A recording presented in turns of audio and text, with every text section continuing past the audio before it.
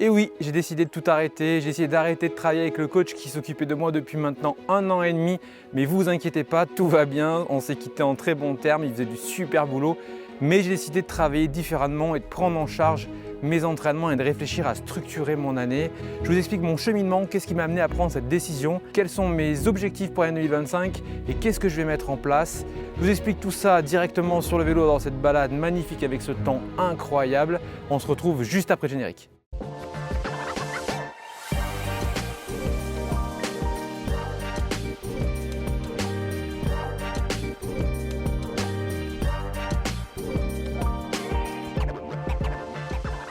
Et oui, donc si vous êtes nouveau sur la chaîne, vous le savez peut-être pas, mais depuis avril 2023, je travaillais avec un super entraîneur, Mathieu Lambert.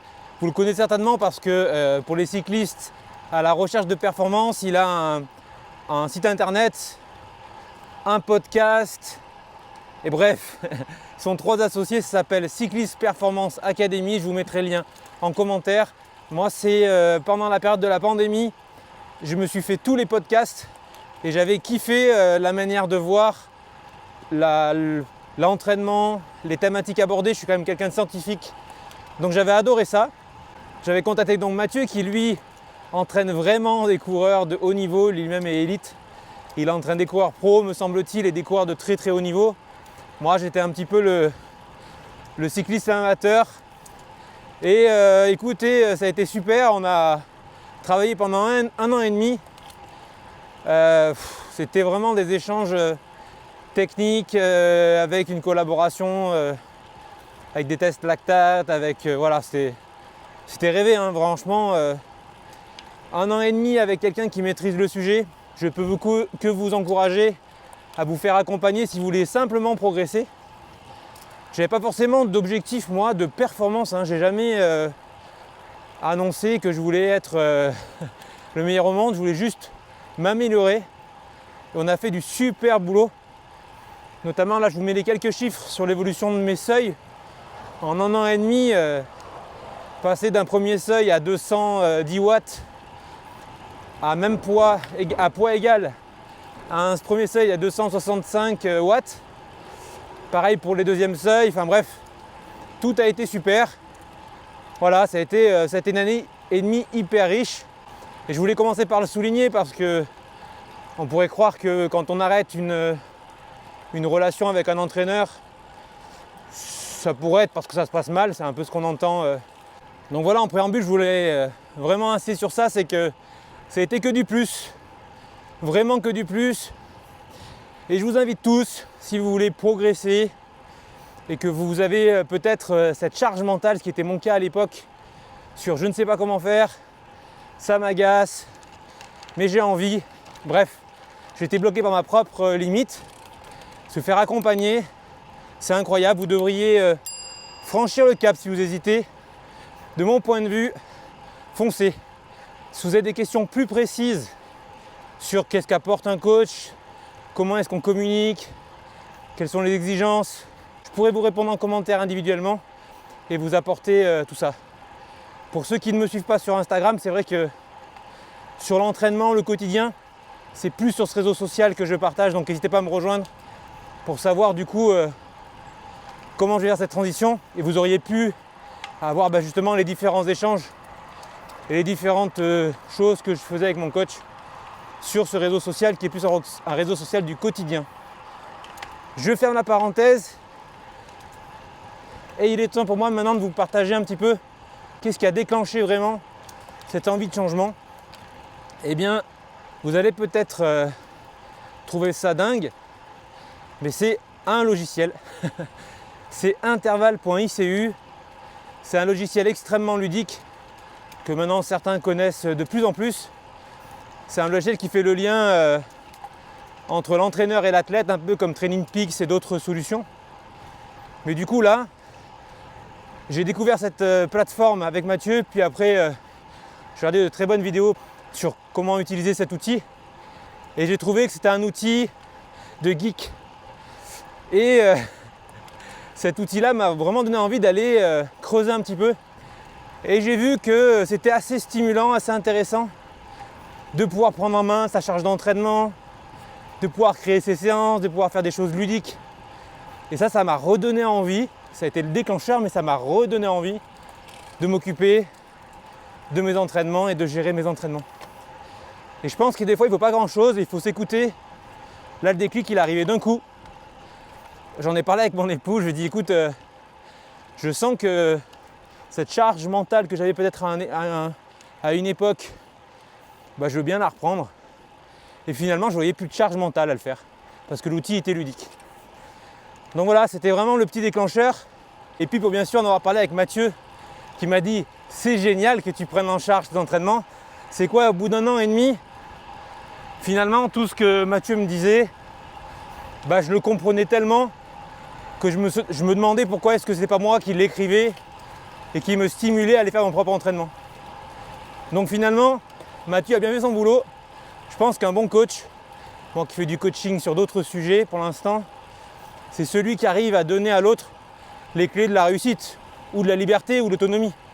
C'est pas celui qui tire la couverture vers lui et qui fait tout pour garder ses athlètes ou ses entreprises en mode coach indispensable. Non, il doit transmettre, donner du sens, donner des repères, et c'est vraiment ce que j'avais moi.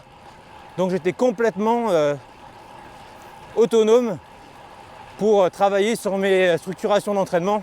Et puis avec tout ce que j'ai pu voir sur les réseaux, notamment de très bonnes pages Instagram ou même des pages YouTube qui sont assez précises sur la physiologie, tout ça, bah, j'avais emmagasiné aussi d'autres informations.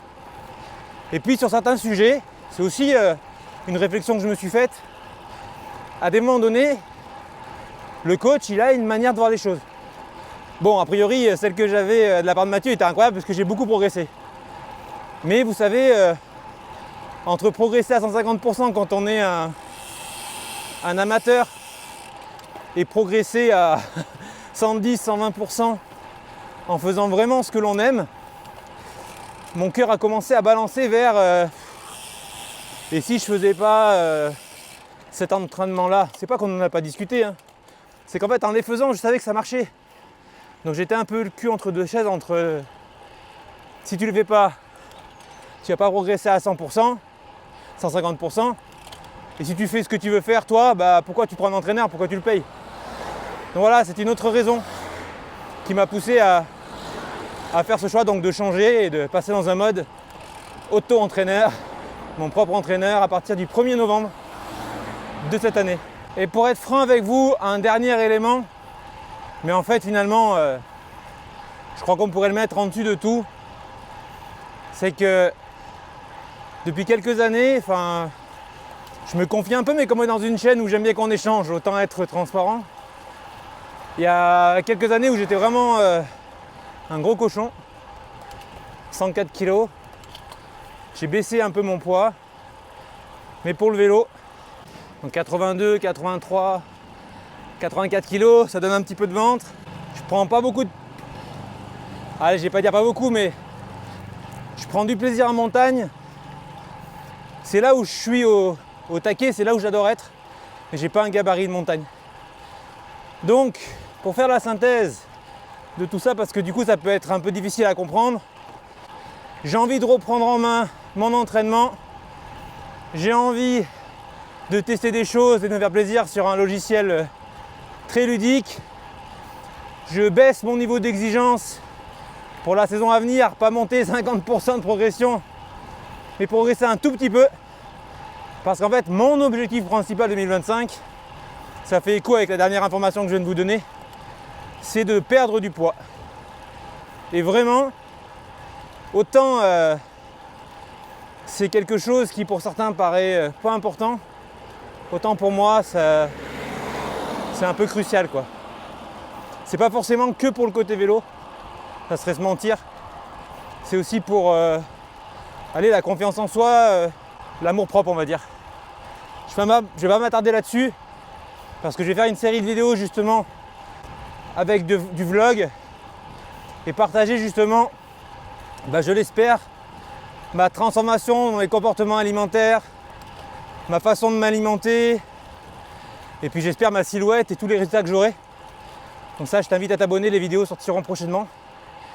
Et donc, Je le redis une deuxième fois, mon seul objectif de 2025, mon vrai objectif, ce qui me tient à cœur, c'est de m'affûter pour prendre plus de plaisir sur le vélo et me sentir mieux personnellement. Voilà. Et donc mais tout ça fait qu'aujourd'hui, je reprends la charge mentale de mon entraînement, mais je me décharge mentalement avec une nutritionniste. C'est NutriJulie, vous la trouverez sur Instagram notamment. Elle entraîne des équipes féminines de très haut niveau. Et on a commencé à travailler ensemble depuis quelques jours. Et c'est absolument génial. J'espère que le cheminement et l'explication que j'ai donnée vous a permis de comprendre mon choix.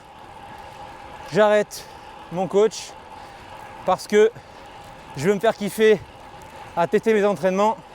Et puis j'ai un autre objectif sur lequel je vais vraiment tout miser, c'est la nutrition et la perte de poids. Et puis il y a quelque chose qui trône dans ma tête et je vais finir sur ça. Et vraiment je serai très reconnaissant pour ceux qui vont en venir jusqu'au bout de cette vidéo et qui répondront en commentaire à cette question. C'est est-ce que vous me sentez capable dans les mois, dans les années à venir de vous accompagner sur de l'entraînement pour débutants.